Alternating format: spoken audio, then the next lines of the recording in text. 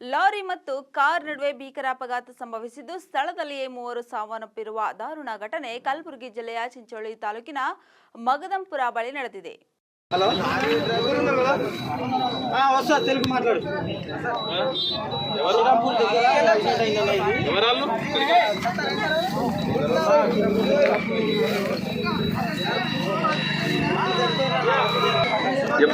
ఈయన బాగా అలా ఫోన్ చేసావా ఫోన్ కొన్నారా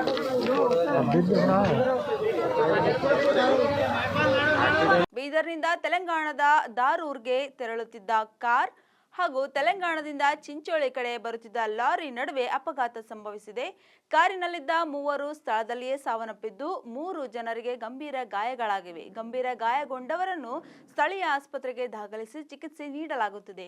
ಈ ಸಂಬಂಧ ಕುಂಚಾವರಂ ಪೊಲೀಸ್ ಠಾಣೆಯಲ್ಲಿ ಪ್ರಕರಣ ದಾಖಲಾಗಿದೆ.